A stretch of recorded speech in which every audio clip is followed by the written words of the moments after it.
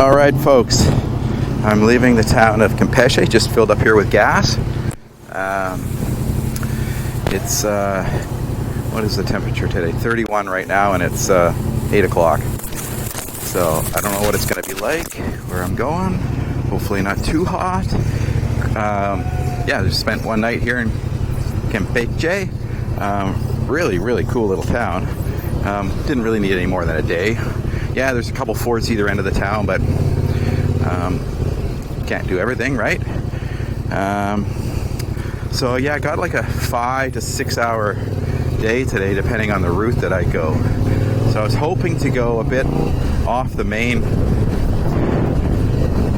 route, the main highway. So we'll see if that transpires.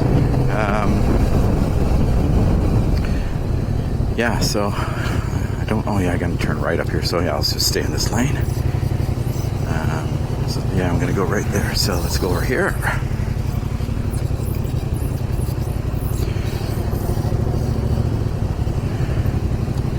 I'm trying Waze as a navigation today. We'll see how it goes.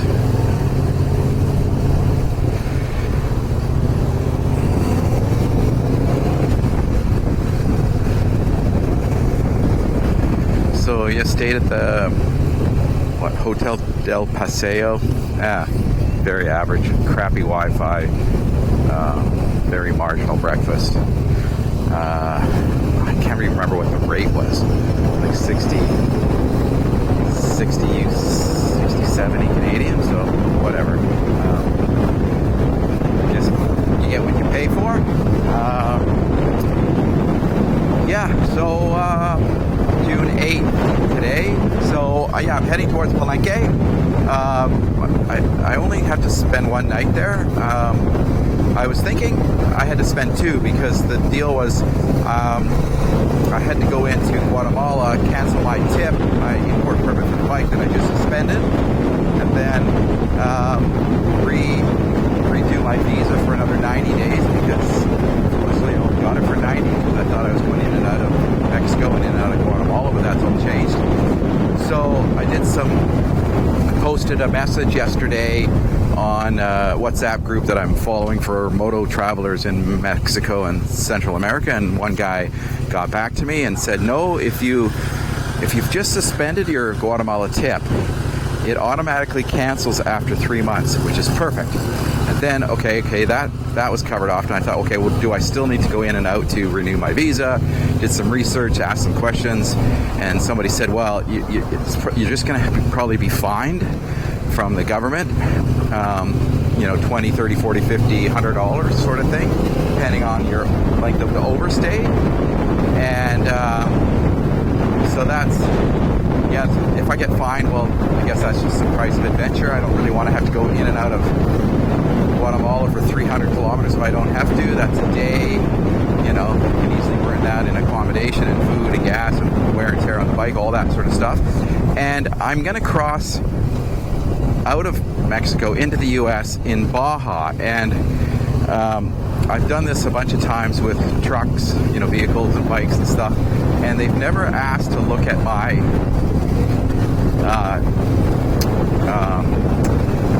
immigration visa because northern Baja is like this border zone, and you don't need visas for that. So I'm hoping that you don't actually when you exit Baja, you don't actually exit Mexican customs. They don't stamp your passport or any of that stuff because it's that border zone. So you just actually enter the U.S. and you don't exit Mexico, so to speak. So I'm hoping there's no issue. No one's really even going to check in Baja. And so the only glitch I'm thinking is that I need to get my Mexican tip deposit back, which is $400 US. And at that time, are they actually going to look at my visa that I'm overstayed? I'm only going to overstay it, I figure maybe 10 days, so it's not too big a deal. I'm willing to pay the fine, and maybe the fine doesn't even happen. So yeah, so that's the deal. So long story short, I'm going to Palenque anyway because it looks like a cool town. There's some ruins there. Spend one night, maybe two, because I've kind of picked up a day, and I could spend another day kicking around. So we'll see. So after Palenque, I head to a town called forget these names.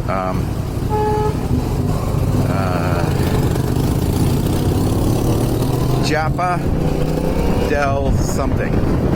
And near there's a big canyon, the Sumidero Canyon.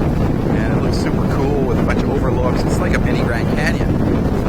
So yeah, I'm really looking forward to that. So from there, I kind of working my way up to Cordoba, and then from Cordoba, it's into Mexico City. Right on. Yeah, so that's the plan. I think I've probably got 5-6 plus hours today, 300 or so kilometers. Got a full tank of gas. It's 34 degrees. I'm in a good mood. I'm feeling great. Yeah, let's see what we see today.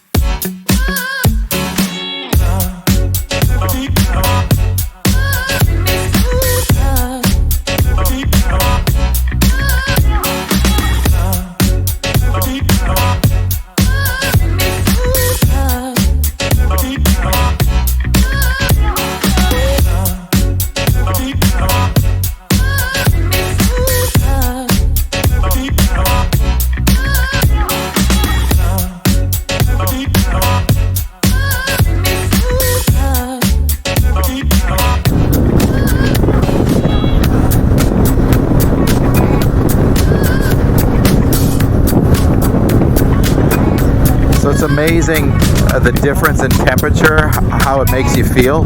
We're 32 degrees and it feels like it's so manageable. And when I get into traffic and slow stuff like this, you don't get all like, you know, anxious. So that's really nice. It's pleasant for so much of the time in the Yucatan, pretty much all. The roads are just so boring. There's really nothing to see. Yeah, the coastline, Cancun, Playa, and Puerto Venturas, all that are just gorgeous. Gorgeous if you're on the coastline at the water. But on the roads, it's just boring. So things are getting more interesting, so it makes me happier. Well, shit, I was happy in Cancun and all of that stuff too, but I mean the riding, now it's getting interesting again.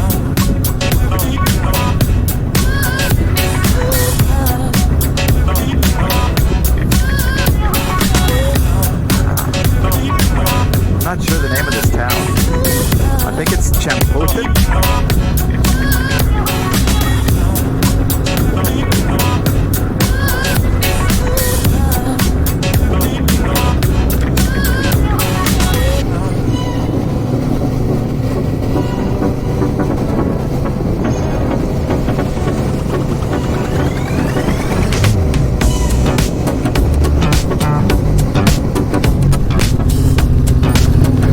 Hello, goats. Okay, I'm in rural town now. Decided to get off the big highway.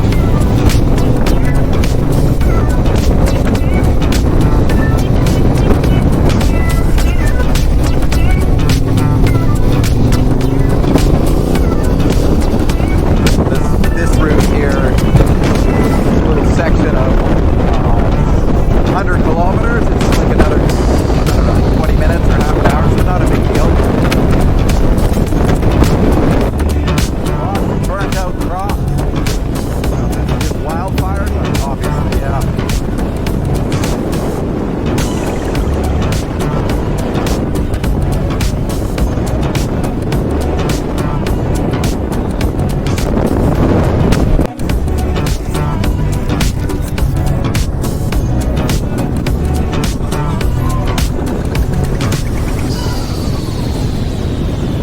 Yeah, so just back there, that was the Mayan train construction. It's massive.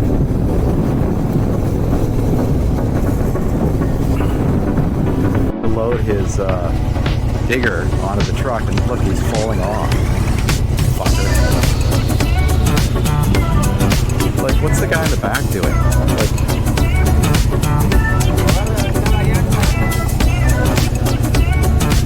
Like this guy back here should be watching as he gets up there with the trash.